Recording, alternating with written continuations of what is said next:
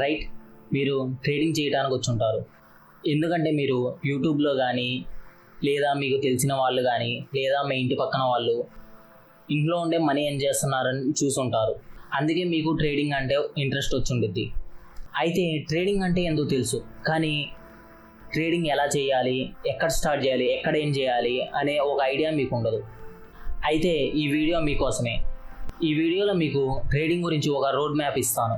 అంటే ఫస్ట్ ఏం చేయాలి, సెకండ్ ఏం చేయాలి, థర్డ్ ఏం చేయాలి, ఇలాగా వీడియోని డివైడ్ చేసేసి మీకు ట్రేడింగ్ అంటే అసలు ఏంది, అసలు ట్రేడింగ్ ఎందుకు చేస్తారు, ఎలా చేస్తారు, ట్రేడింగ్లో ఎన్ని రకాలు ఉన్నాయి, మనం మనీ ఎలా ఎర్న్ చేయొచ్చు, ఇవన్నీ ఈ వీడియోలో కవర్ చేద్దాం. Okay, hi guys, my name is Akash. Welcome to my YouTube channel.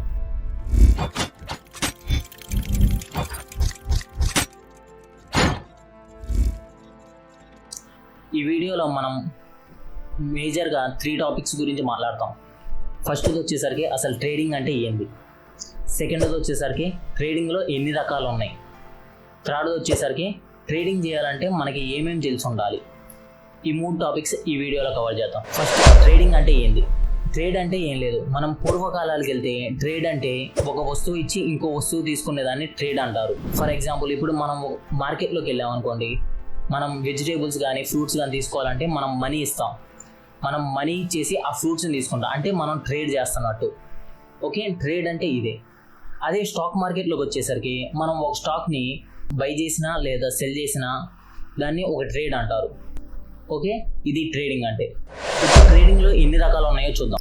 ఇంకా మనం ఈ ట్రేడింగ్లో మనం మల్టిపుల్ వేస్లో మనీ ఎర్న్ చేయొచ్చు, అది ఎలాగో కూడా చూద్దాం. స్టాక్ మార్కెట్లో మనకి ట్రేడింగ్లో 3 టైప్స్ ఉన్నాయి. ఫస్ట్ది వచ్చేసరికి ఇన్వెస్ట్మెంట్, సెకండ్ది వచ్చేసరికి స్వింగ్ ట్రేడ్, థర్డ్ది వచ్చేసరికి ఇంట్రాడే. ఫస్ట్ ఇన్వెస్ట్మెంట్ అంటే లాంగ్ టర్మ్కి, అంటే అబోవ్ 5 years చేసేదాన్ని ఇన్వెస్ట్మెంట్ అంటారు. స్వింగ్ ట్రేడ్ అంటే ఏం లేదు, బిలో 1 year లోపల చేసేదాన్ని స్వింగ్ ట్రేడ్ అంటారు. ఇంట్రాడే అంటే ఈ రోజు కొనేసి రేపు అమ్మేసేదాన్ని ఇంట్రాడే అంటారు. మనం ఈ వీడియో మెయిన్గా ఇంట్రాడే గురించి ఫోకస్ చేద్దాం. ఇంట్రాడే చేయాలంటే మనకి ఏమేమి తెలిసి ఉండాలో ఫస్ట్ చూద్దాం. మనం ఇంట్రాడే చేయాలంటే మనకి ఈ క్యాండిల్ స్టిక్స్ గురించి బ్రీఫ్గా తెలిసి ఉండాలి. అసలు క్యాండిల్స్ ఎలా ఫామ్ అవుతాయి, క్యాండిల్స్ అసలు ఎందుకు ఫామ్ అవుతాయి, ఎన్ని రకాల క్యాండిల్స్ ఉన్నాయి, ఇవన్నీ ఒక వీడియో చేశాను. ఆ వీడియోని లింక్లో లేదా పైన ఐకార్డ్లో వదులుతాను, చూడండి. సెకండ్ వచ్చేసరికి సపోర్ట్ అండ్ రెసిస్టెంట్. మనం ఇంట్రాడే చేయాలంటే మనకి సపోర్ట్ అండ్ రెసిస్టెంట్ బాగా తెలిసి ఉండాలి. ఈ సపోర్ట్ అండ్ రెసిస్టెంట్ అంటే ఏం లేదు, అంటే ఎక్కువ ట్రేడర్స్ మనకి సపోర్ట్ దగ్గర ఉన్నారా లేదా రెసిస్టెంట్ దగ్గర ఉన్నారా, అదంతా మనకి ఒక బ్రీఫ్ ఐడియా అనేది తెలిసి ఉండాలి. ఈ సపోర్ట్ అండ్ రెసిస్టెంట్ తెలిస్తే మనకి ట్రేడ్ అనేది 80% యాక్యురేట్గా వచ్చేది. అంటే మనం బై చేయాలా సెల్ చేయాలా మనకి ఒక క్లారిటీ వచ్చింది. థర్డ్ది వచ్చేసరికి ఇండికేటర్స్. మనం స్టాక్ మార్కెట్లో ఇన్వెస్ట్ చేసేటప్పుడు మనకి ఇండికేటర్స్ ఎలా యూజ్ చేయాలో తెలియాలి. ఏ టైప్ ఆఫ్ ఇండికేటర్స్కి మనకు బాగా సెట్ అవుతాయో తెలుసుకోవాలి. మనకి స్టాక్ మార్కెట్లో చాలా ఇండికేటర్స్ ఉన్నాయి, like moving average, Bollinger band, pivot points, Fibonacci, super trend, ఇంకా చాలా ఇండికేటర్స్ ఉన్నాయి. మనకి ఏ ఇండికేటర్ బెస్టో ఏందో తెలియాలంటే అంత పెద్ద కష్టమేం కాదు. మనం యూజ్ చేస్తూ ఉంటే మనకి ఏది బాగా కంఫర్టబుల్గా అనిపిస్తే ఆ ఇండికేటర్ను మనం యూజ్ చేసుకోవచ్చు. ఫోర్త్ వచ్చేసరికి ట్రెండ్ అనాలిసిస్. ఈ ట్రెండ్ అనాలిసిస్ అంటే ఏం లేదు, మనకి మార్కెట్ అనేది అప్వర్డ్స్ డైరెక్షన్ ఉందా లేదా డౌన్వర్డ్స్ డైరెక్షన్ ఉందా లేదా సైడ్ వేస్లో ఉందా, ఇదంతా మనకి మనం చార్ట్ని చూడగానే మనకి అదంతా తెలిసి ఉండాలి. ఎందుకంటే మార్కెట్ అప్వర్డ్స్లో ఉన్నప్పుడు మనం ఎప్పుడైనా ట్రెండ్కి అగెనిస్ట్గా వెళ్ళకూడదు.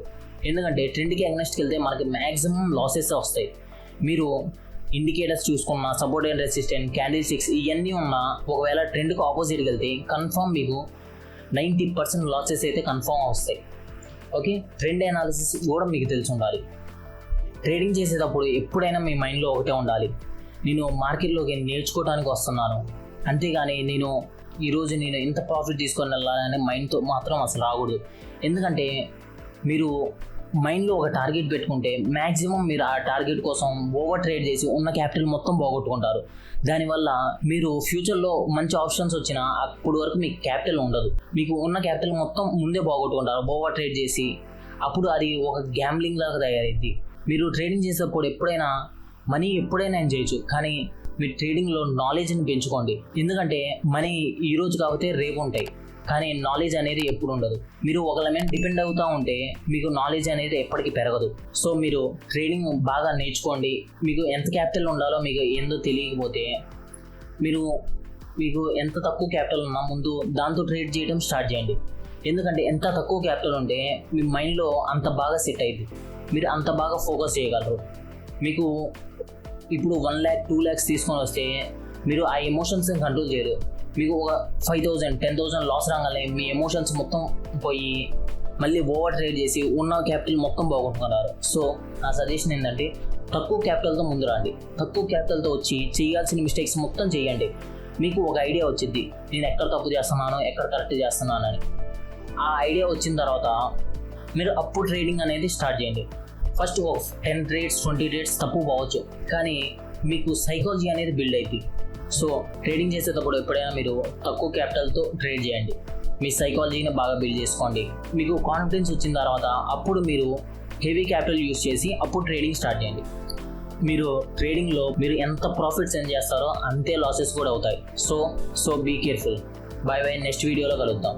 మీకు ఇంకా ఏ టైప్ ఆఫ్ వీడియోస్ కావాలో కామెంట్ చేయండి. ఇక్కడ వరకు వీడియో చూసుంటే వీడియోని లైక్ చేయండి, సబ్స్క్రైబ్ చేయండి. ఇంకా మీకు ఏ టైప్ ఆఫ్ కంటెంట్ కావాలో కామెంట్ చేయండి. Okay, bye.